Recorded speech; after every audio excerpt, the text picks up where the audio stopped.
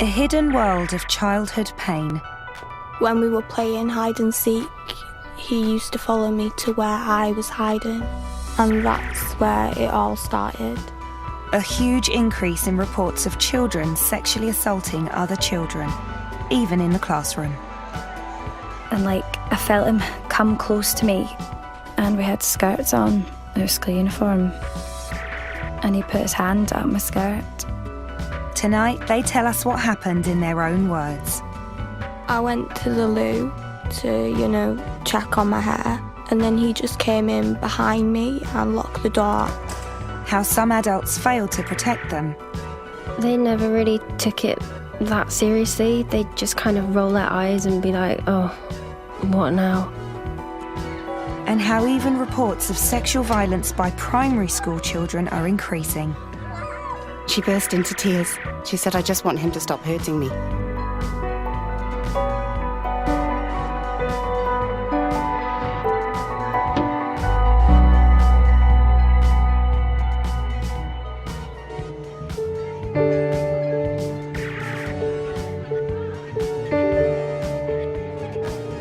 Talking about sexual assault is difficult, especially if you're a child.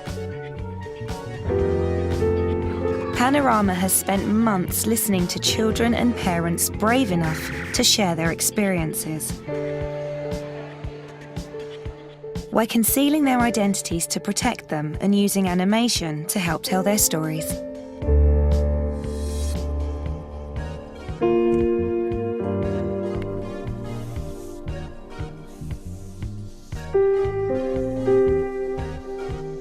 I was in the same classes as him, and outside of school we used to socialise a lot. Our families were very close. Danny grew up playing with the son of her parents' friends. We used to play very innocent games, like we used to play computer games or hide and seek. By the time they were 10, their relationship began to change. We'd still play the same games, but when we were playing hide and seek, he used to follow me to where I was hiding. While their parents were downstairs unaware, her friend would lock her in a room with him.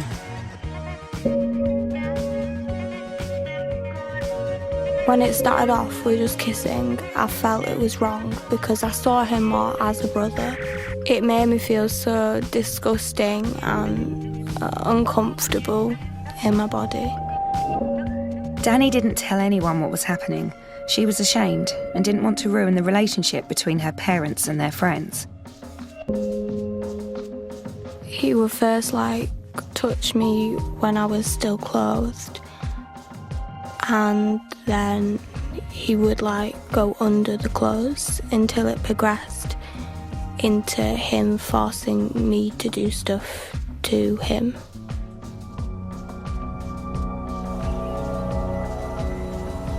There are an estimated 200,000 cases of child sexual abuse every year. It's believed a third is carried out by other children. Danny's abuse continued for years. One night when she was 13, she and the boy were at a party with their parents. It was quite late at night, and I went to the loo to, check on my hair. And then he just came in behind me and locked the door, and then he turned the lights off and cornered me.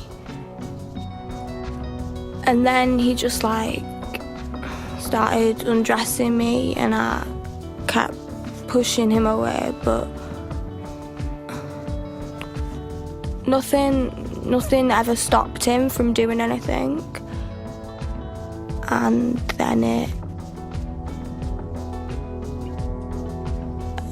then Danny was forced to perform oral sex.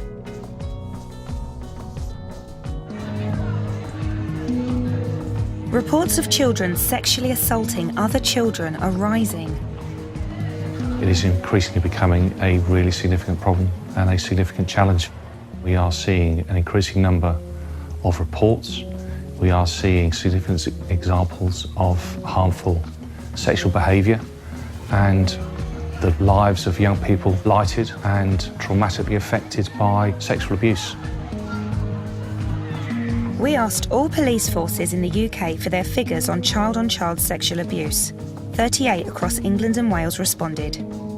They reveal a dramatic increase in the last 4 years. Reports of sexual offences have risen from 4,603 in 2013 to 7,866 last year, an increase of 71%. Most of those abused are girls.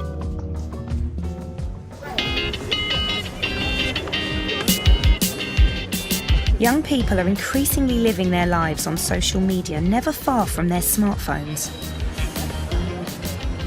Young people now have got access to inappropriate content. And it's not just pornography, it's dating sites, social media, and a lot of that content normalises negative attitudes, negative behaviours. We spoke to teenagers from across the country who told us that many are sharing intimate photos of themselves. It's called sexting. So sexting is happening, it's relevant, it's happening everywhere. Sending videos on cleavage or even private areas, you know, that is kind of a problem. Sometimes girls feel pressured into doing it to show that they care about their boyfriend or girlfriend, whatever, yeah.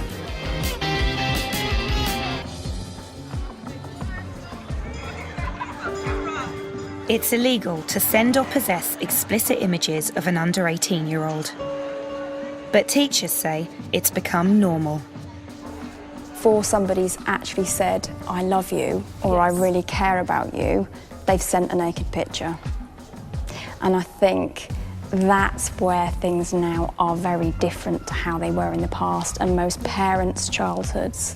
If you don't do what everybody else does, then there's something wrong with you.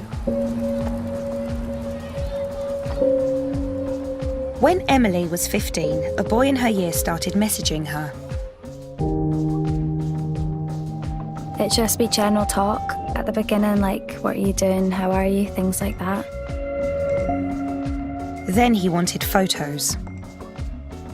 He'd asked me to send sexual pictures for the exchange of his sexual pictures, but I'd say no, and I'd just almost laugh it off.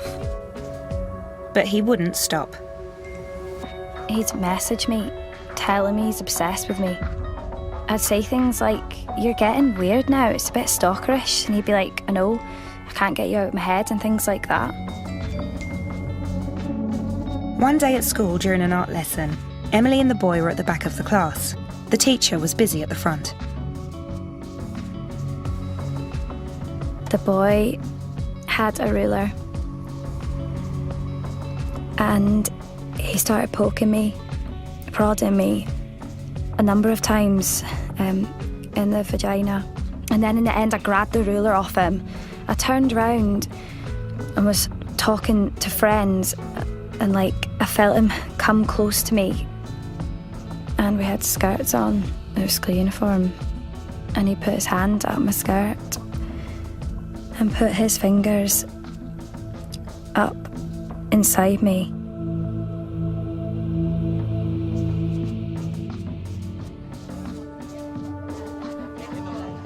Emily is not the only child to be sexually assaulted in school by another child.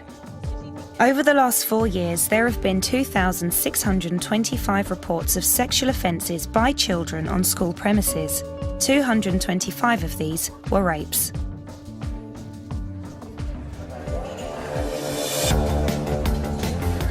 We asked our group of teenagers about their experience of school life.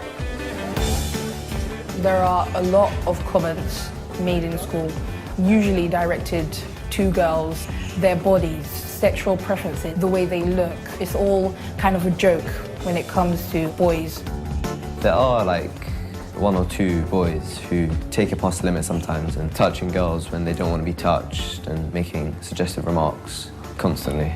Quite a lot of girls don't like to take off their jumpers at school because they're afraid of boys staring at them. Boys will call them names, slag, slut, whore, that sort of stuff. you just got to deal with it because it's stuff that happens like on a daily basis. It tends to be put on that girls, it's their fault. Well, you can't take a joke, can you? Oh, it's just boys being boys. Name calling, it's just like slapping bums. That's not really problematic, is it? It's very difficult for young women to respond to that.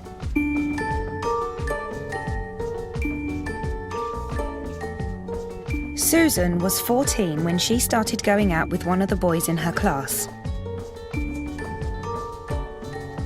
I'd always kind of known him and we were best friends, and then we started dating. While they were together, they had a sexual relationship, but she broke up with him and he started harassing her in school. So we'd just be in a lesson and he'd either be sat too close to me, hands on me kind of thing, and they could see I was a little bit like, because I've always been I like my own space. They'd ask him to move or he'd be asked to leave the classroom, but nothing actually happened. Susan says she went to her teachers about him so regularly, they eventually gave up trying to help.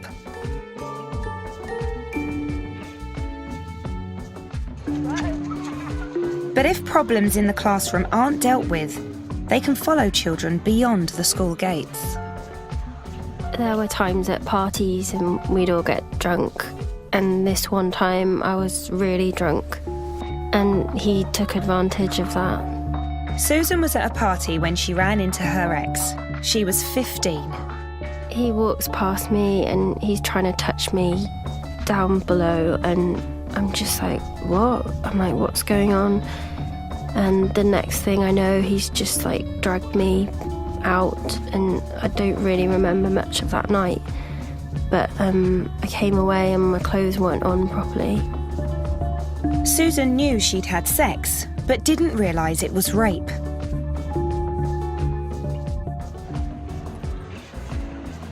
Many children don't understand consent. They're just sitting there, not saying anything, not engaging. Do we think that's consent?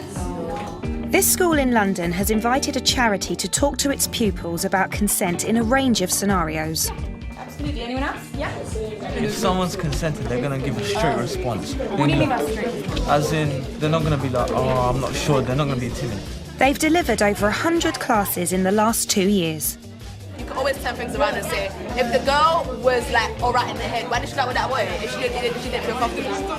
Charity director Kate Parker says teachers and pupils want their help. What has really surprised me has been the reaction from schools and from parents, and indeed from some students who get in contact with me, saying, you know, we really want to urgently discuss all of this stuff.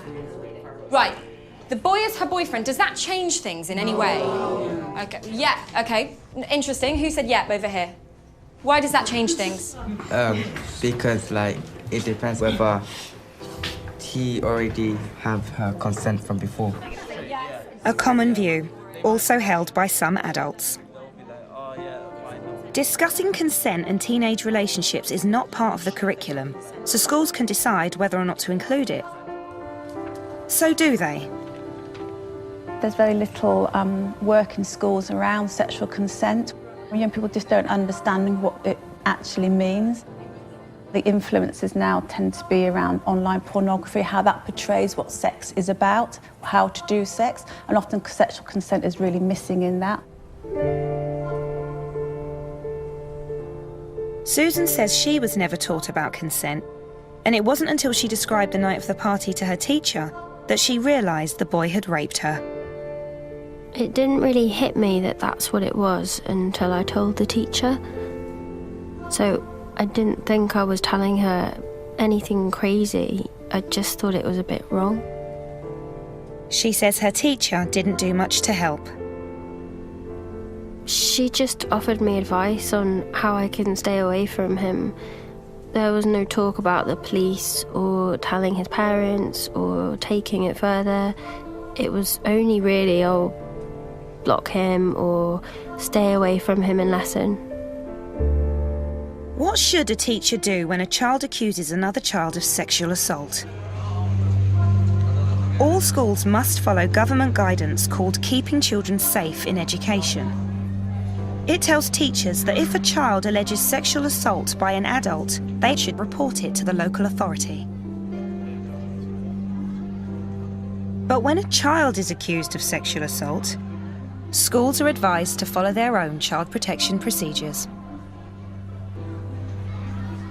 I think in the research I know that's been undertaken that many schools do not report sexual violence to outside agencies. Schools are not responding in a consistent way. Teachers say government guidance needs to be clearer.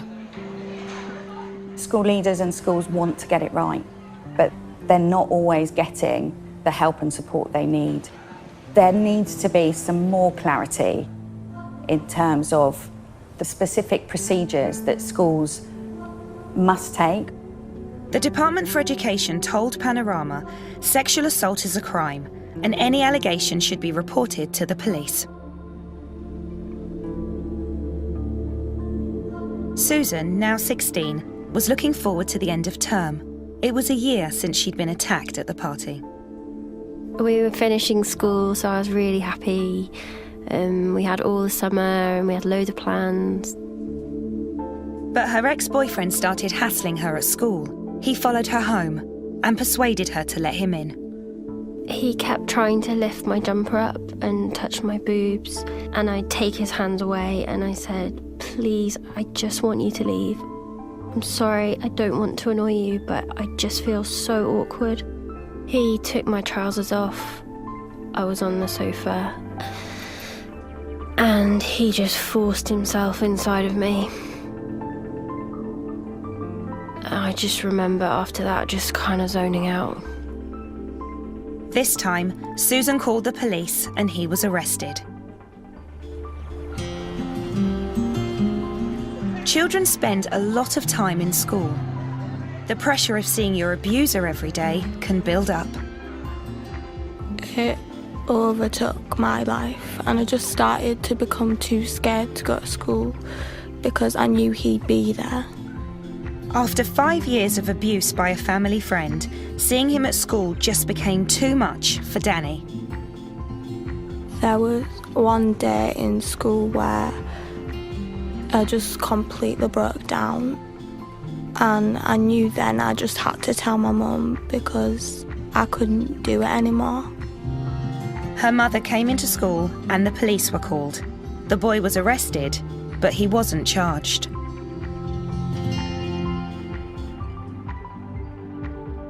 Panorama has discovered that over the last 4 years, 74% of reported child-on-child sexual offences resulted in no further action. 48 boys were given a caution for rape. You're dealing with people who will be reluctant. You're dealing with cases whereby there's been a relationship in the past. And it's very much a case of the Crown Prosecution Service deciding to charge, invariably on the word of one person against another. Since both children have a right to education, this leaves schools in a difficult position. Danny says the school told her there were no grounds to expel her abuser, but promised to keep them apart. But she says that didn't happen. After he was arrested, that's when he started following me around school, and he would turn up like where my lessons were just to make me feel uncomfortable. I felt unsafe everywhere. She and her parents complained to the head teacher. They tried to get around it by saying you don't have much longer left in school. She found it impossible to concentrate. I had to take a GCSE exam in the same room as him, and it were really weird because I obviously knew that he was in that room, and I started smelling him, and as soon as I smelled him, everything came back and I'd relive everything, and I couldn't focus on the exam. And the thing is, I need that exam to get me out of that school and to get me away from him. And there's a further hurdle children face when they report another child: bullying. After Emily was assaulted in her art class, other children found out the boy had been reported to the police. I got this greeting off about 10 to 15 pupils all swearing and shouting at me, like, you're a grass, you're a this, you're a that. And I got some comments like, he should have raped you. It was overwhelming. And she couldn't leave the abuse at school either. It followed her home.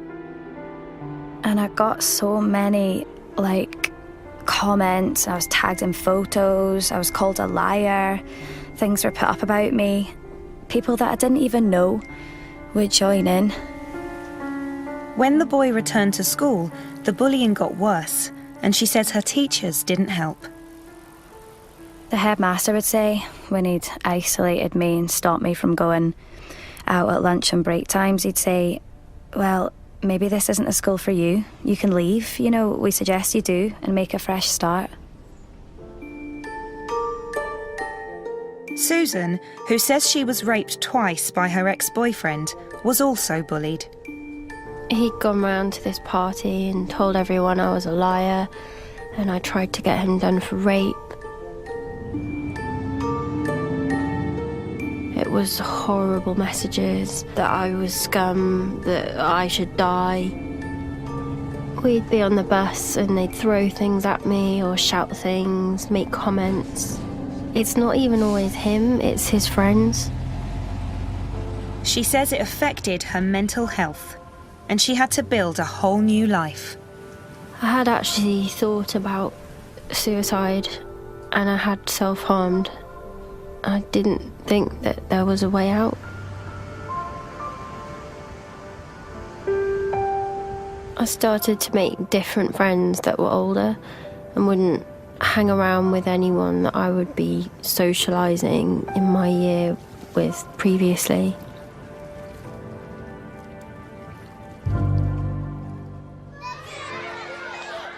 Sexual violence is not just a problem in secondary schools. It's affecting primary schools too. James and Anna's daughter, Bella, was 6.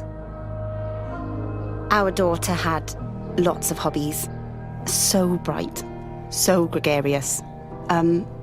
She was always the one that if someone fell over, she'd be the first one running to them to help them. She just wanted to do things with people, always wanting to be around people, engaging with people. But she became withdrawn.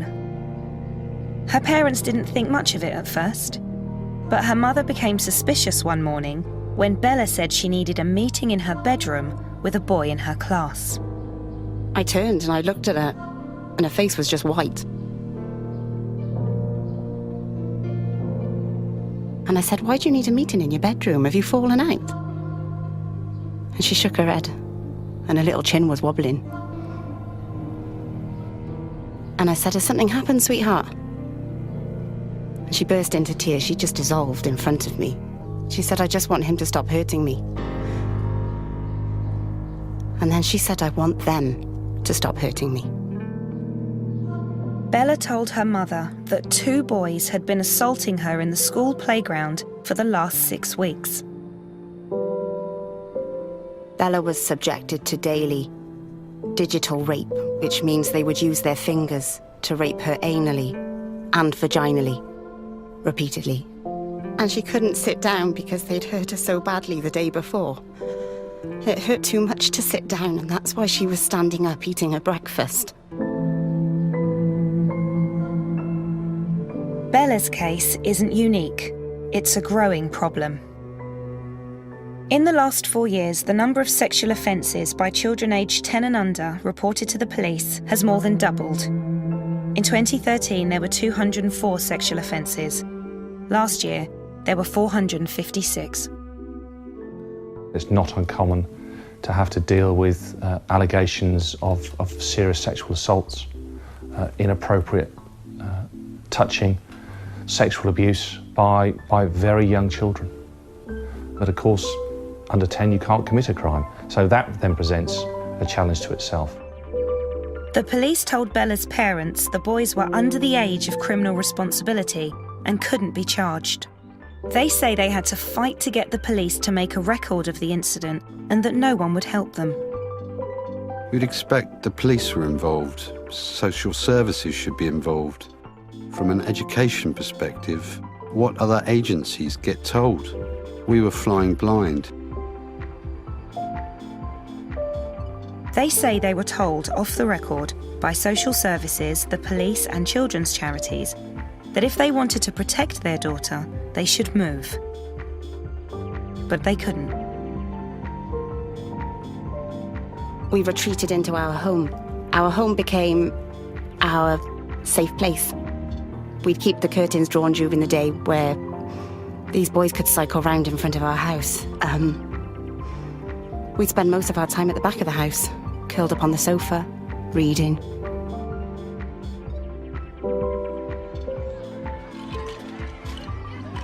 Anna says she's spoken to parents from other primary schools who also revealed their children had been sexually abused. We have all of these unheard victims of children who have been abused by children under 10. And they're unheard because there's no register, because there's no crime.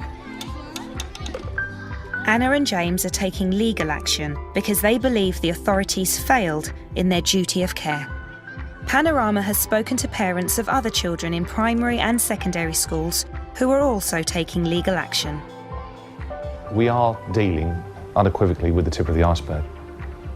We know that only 1 in 8 reports are actually coming through to the police. So 1 victim in every 8 is having the confidence and the courage to come forward. The girls and parents we've spoken to were brave enough to report the sexual assaults, but they feel they were failed by the authorities and let down by their friends. Danny finished her exams and has now left school. Some days I actually look back and I think to myself, how did you get through that? I think I finally also realised my strengths. Emily moved school and had to retake a whole year. It's not what actually happens that has the worst effect on you, it's what comes after it. It's the being disbelieved, it's the people failing you. Susan remains in college with her abuser. I had actually thought, if it's happened to me, who else has that happened to?